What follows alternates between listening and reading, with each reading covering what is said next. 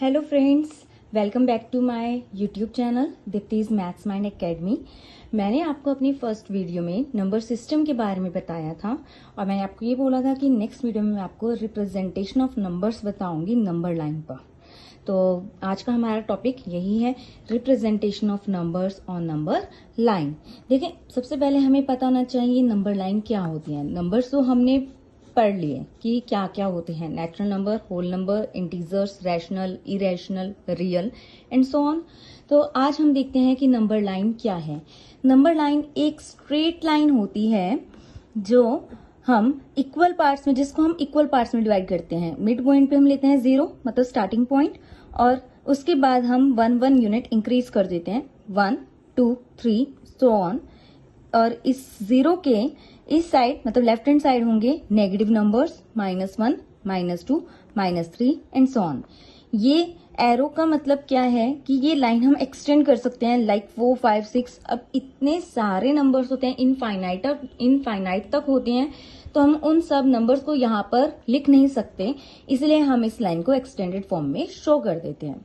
यहाँ पर हम लिख देते हैं इन्फिनिटी और इस साइड आ जाते हैं -इन्फिनिटी, क्योंकि इधर हमारे नेगेटिव नंबर्स हैं। ओके, नेक्स्ट, अब फर्स्ट कैटेगरी जो हमारे नंबर सिस्टम में थी वो थी नेचुरल नंबर, जिनको हम कैपिटल N से डिनोट करते हैं और जिसमें हमारे नंबर्स आते हैं 1 2 3 4 5। अब इन नंबर्स को अगर हमें इस नंबर लाइन पर रिप्रेजेंट करना है तो सबसे पहले मैं नंबर लाइन ड्रॉ करूंगी। फिर उसके बाद देखो, 1 सिर्फ एक नंबर है, इसकी कोई और वैल्यू नहीं है, 1 इज 1। तो डेट मीन्स यहाँ पर अगर मुझे 1 को डिनोट करना है तो 1 जहां पे भी मैंने मार्क किया है वहां पर मैं इसको इस वे में डिनोट कर दूंगी। तो हमने 1 को नंबर लाइन पे रिप्रेजेंट कर दिया। सेम वे में 2 को रिप्रेजेंट करना है तो ये 2 हो गया, 3 हो गया। अब मुझे अगर ये सारे ही नेचुरल नंबर करने हैं तो देखो, नेचुरल नंबर हमारे कोई लास्ट में मतलब लास्ट डिजिट हमें नहीं पता कि क्या होगा, वो हमारा इनफाइनाइट तक जाएगा, क्योंकि नंबर्स में आप ये नहीं कह सकते कि ये सबसे बड़ा नंबर है, इससे बड़ा नंबर कोई नहीं होगा। तो अगर मुझे सारे नेचुरल नंबर इस नंबर लाइन पे रिप्रेजेंट करने हैं तो ये पॉसिबल नहीं है कि मैं 4 5 6 मतलब 100 तक लिखूं, फिर 1000, फिर 1 lakh. This is not possible. तो हम क्या करते हैं, ऊपर 3 डॉट्स लगा देते हैं। इसका मतलब क्या है कि 1 2 3 एंड कंटिन्यूशन में बाकी सारे नंबर्स हमने डिनोट किए हुए हैं। Next, whole number. Whole number भी सेम वे में, W जो है ये नोटेशन है होल नंबर की, कैपिटल W, और ये हमारे नंबर्स हैं जिन्हें हम होल नंबर कहते हैं, नेचुरल नंबर प्लस 0। अब इनको भी हम जैसे नेचुरल नंबर रिप्रेजेंट किए हैं उसी वे में होल नंबर को हम रिप्रेजेंट करेंगे। होल नंबर में 0 आता है, 1 2 3 एंड कंटिन्यूशन के लिए 3 डॉट्स ऊपर। नेक्स्ट, इंटीजर्स में हमारे positive numbers, negative numbers and 0 ये सब आते हैं और इन्फिनिटी तक जाते हैं। इस साइड पॉजिटिव इन्फिनिटी, इस साइड -इन्फिनिटी। तो इसको भी डिनोट करने के लिए हम क्या करेंगे, इन नंबर्स को ही मार्क करेंगे, 1 2 3 एंड ऊपर कंटिन्यूशन -1 -2 -3, और यहाँ पे भी हमारे कंटिन्यूशन में नंबर्स हैं। नेक्स्ट बात आती है रैशनल नंबर्स की। देखिए, रैशनल नंबर्स की मैंने आपको डेफिनेशन बताई थी कि वो नंबर्स जिन्हें हम P/Q की फॉर्म में लिख सकते हैं, रेशो की फॉर्म में लिख सकते हैं। कंडीशन क्या रहती है कि P और Q दोनों इंटीजर होने चाहिए and Q not equal to 0 होना चाहिए। For instance 2/3, 5/7, 9/7, 123/5 and so on. तो अब इन नंबर्स को हम नंबर लाइन पर किस वे में रिप्रेजेंट करते हैं, अब वो देखते हैं।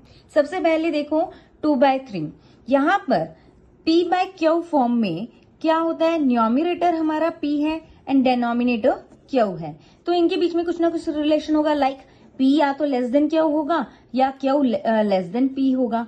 ठीक है, इन दोनों में से एक चीज होगी, क्योंकि अगर ये दोनों इक्वल हो गए, P और Q अगर इक्वल हो जाते हैं तो P/Q हमारा बन जाएगा 1, जो कि हमारा नेचुरल नंबर, होल नंबर और इंटीजर में से कुछ ना कुछ होगा। तो इसीलिए हम इन दो कंडीशंस को लेके चलते हैं। सबसे पहले लेते हैं P लेस देन Q के लिए, जैसे कि 2/3। अब P हमारा 2 है, Q हमारा 3 है और 2 क्या है, लेस देन 3 है। जब न्यूमरेटर डेनोमिनेटर से लेस होता है तो वो नंबर लेस देन 1 होता है। ठीक है, तो इसका मतलब मुझे इतना पता लग गया, और नेगेटिव नंबर तो है नहीं ये, तो इसका मतलब ये नंबर 0 से बड़ा होगा। दैट मीन्स 2/3 0 1 के बीच में लाई करेगा। तो हमने इस नंबर लाइन की सिर्फ इस रेंज को पिक किया है, 0 से लेकर 1 को। ठीक है, हमने बाकी एक्सटेंडेड लाइन को नहीं शो किया, सिर्फ जहां पर मुझे नंबर दिखाना है मैंने सिर्फ वो पिक किया 0 से 1 तक। अब देखें 2/3 में हमें देखना है डिनोमिनेटर कितना है 3, तो मुझे इस पूरी लाइन को 3 इक्वल पार्ट्स में डिवाइड करना है, जैसे कि 1 2 3 3 इक्वल पार्ट्स में डिवाइड कर दिया। अब हम ऐसे भी कर सकते हैं ना, 1 को मैं लिख सकती हूँ जो डिनोमिनेटर 3 है 3/3 दैट इज 1, और 0 को मैं लिख सकती हूँ 0/3, वो भी मेरा कितना बनेगा 0। अब उसके बाद ये मेरा हो गया 1, ये हो गया 2 दैट इज 0 1/3 2/3। तो अब देखिए 2/3 में अगर मैं यहां से स्टेप के अकॉर्डिंग देखूं तो 3 डिनोमिनेटर से मुझे पता लगा कि मेरे को 0 1 को कितने पार्ट्स में डिवाइड करना है, और 2 हमारा क्या है 0 से हम उतने स्टेप्स चलेंगे 1 2, दैट मीन्स यहां हम आएंगे, तो इसका मतलब ये नंबर मेरा 2/3 को डिनोट करेगा। ठीक है, तो इस वे में हम 2/3 अगर नंबर 0 और 1 के बीच में लाई करता है, न्यूमरेटर डिनोमिनेटर से अगर छोटा होता है, तो हम उस वे में हम नंबर को कैसे रिप्रेजेंट कर सकते हैं। ओके, नेक्स्ट आता है कि अगर जैसे 9/7 है, इसमें न्यूमरेटर बाय डिनोमिनेटर में देखो, न्यूमरेटर 9 है और डिनोमिनेटर 7 है, तो न्यूमरेटर ग्रेटर है 10 से, तो इसका मतलब ये नंबर क्या होगा 9/7 हमारा ग्रेटर देन 1 होगा। अब कितना ग्रेटर देन 1 होगा, मतलब 9/7 हमारा 2 पॉइंट समथिंग आएगा, 3 पॉइंट समथिंग आएगा, उसके लिए मुझे क्या करना है 9 को 7 से डिवाइड करना है और मिक्स्ड फ्रैक्शन की फॉर्म में लिखना है। तो 9/7 को जब मैं 7 से डिवाइड करूंगी तो मेरा मिक्स्ड फ्रैक्शन आएगा 1:7। तो यहां से ये 1 बताता है कि 9/7 किन दो नेचुरल नंबर के बीच में लाई करेगा, 1 और 2 के बीच में। फिर उसके बाद सेम प्रोसेस हम करेंगे 2/7 के साथ, जो हमने 2/3 के साथ की थी।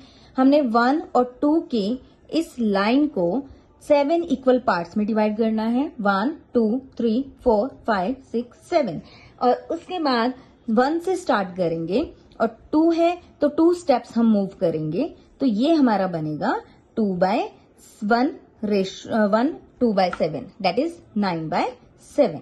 ओके, नेक्स्ट सेम वे में 123/5, यहाँ पे भी न्यूमरेटर क्या है डिनोमिनेटर से बड़ा है, तो हम पहले इसे डिवाइड करेंगे 5 से और मिक्स फ्रैक्शन की फॉर्म में लिखेंगे।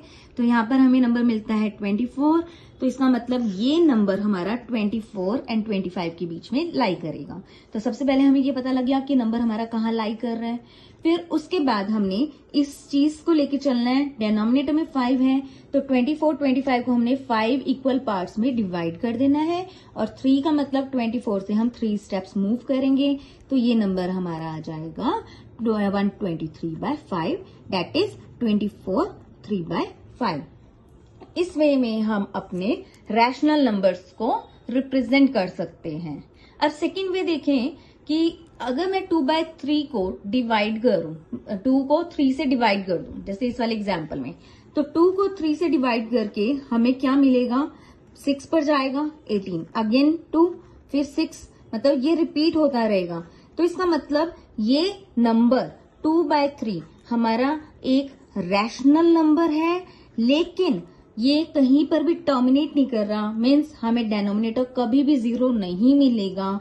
तो इसका मतलब ये हमारा रैशनल नंबर कौन सा है, नॉन टर्मिनेटिंग। तो ये हमारा रैशनल नंबर कौन सा है, नॉन टर्मिनेटिंग। अब इसके बाद आप 1/2 को लें, 1 को अगर मैं 2 से डिवाइड करती हूँ तो मुझे मिल जाता है 0.5, मतलब 1 को अगर मैं 2 से डिवाइड करती हूँ तो ये प्रॉपर कट होकर के रिमाइंडर मुझे 0 मिल जाता है। तो इसका मतलब ये मेरा रैशनल नंबर कैसा है, टर्मिनेटिंग।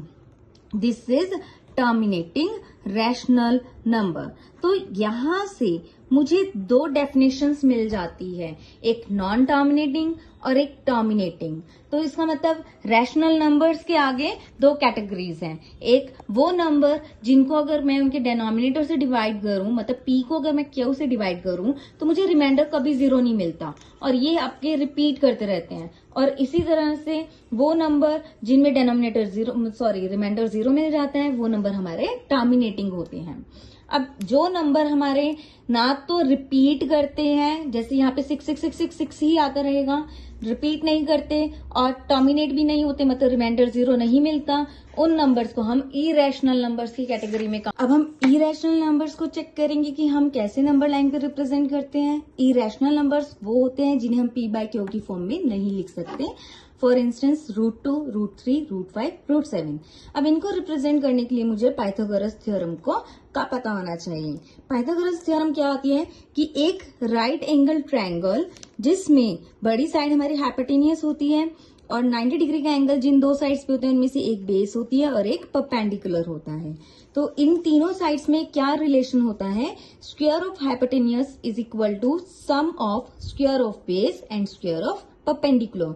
अब देखिए, अगर मैं बेस को 1 ले लूं, मतलब ये साइड अगर मेरी 1 के इक्वल हो, ये वाली साइड अगर मेरी 1 के इक्वल है और परपेंडिकुलर भी मेरा 1 के इक्वल हो, तो हाइपोटेनियस इस थ्योरम के अकॉर्डिंग कितना होगा, hypotenuse square is equal to base square plus perpendicular square, that is hypotenuse आ जाएगा √2।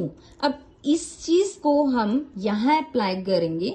हमने ये नंबर लाइन ली है इन्फिनिटी एंड माइनस इन्फिनिटी, यहाँ पर ये 0 पॉइंट है, हमने बेस ड्रॉ किया 1 यूनिट लिया। अब हमें क्या चाहिए, बेस और परपेंडिकुलर में 90 डिग्री का एंगल, तो इसलिए हमने इस 1 के ऊपर 90 डिग्री का एंगल बनाना है। और आई होप आप सबको 90 डिग्री का एंगल बनाना आता होगा कंपास से। तो हमने यहाँ पे 90 डिग्री का एंगल बना के ये एक लाइन ड्रॉ करी है। अब परपेंडिकुलर भी हमें कितना चाहिए, 1, तो हमने यहाँ पर कंपास रखनी है और यहाँ पे 1 यूनिट कट करना है, मतलब ये लेंथ हमारी हो जाएगी 1। तो अगर इस पॉइंट को इस पॉइंट से ज्वाइन करोगे तो पाइथागोरस थ्योरम के अकॉर्डिंग इस लाइन की लेंथ कितनी हो जाएगी, √2। अब हमें ये लेंथ जब पता लग गई तो हम यहाँ पे कंपास रखेंगे और यहाँ तक ओपन करके हम इसे मार्क कर देंगे। तो जहां पे भी ये पॉइंट मिलेगा that means √2 and this one is also √2, तो इसका मतलब ये पॉइंट मेरे क्या डिनोट करेगा, √2। अब इसी तरह से हम देखते हैं √3 के लिए हाइपोटेन्यूज का स्क्वायर क्या होता है, base square plus perpendicular square. अगर मैं बेस को √2 लूं और परपेंडिकुलर को 1 ले लेती हूँ तो सेम प्रोसेस अप्लाई करके हाइपोटेन्यूज आ जाता है √3। अब देखिए, यहां से लेके यहां तक मुझे कितना मिल गया, √2, तो इसका मतलब ये मेरा बेस है। अब हम इस पॉइंट पे 90 डिग्री का एंगल बनाएंगे। जब इस पॉइंट पे मैं 90 डिग्री का एंगल बनाऊंगी तो उसके बाद यहाँ पर परपेंडिकुलर मुझे कितना लेना है, 1। मैं यहाँ पे कंपास रख के 1 तक मार्क करूंगी। तो अब देखिए, ये √2 है, ये 1 है, 90 डिग्री का एंगल है, तो इन दोनों पॉइंट्स को ज्वाइन करके जो मुझे लाइन मिल रही है, हाइपोटेन्यूज मिल रही है, उसकी लेंथ कितनी होगी, √3। तो यहाँ पे कंपास रख के यहाँ तक ओपन करके हम जहां तक इसे डिनोट करेंगे वो पॉइंट आ जाएगा √3।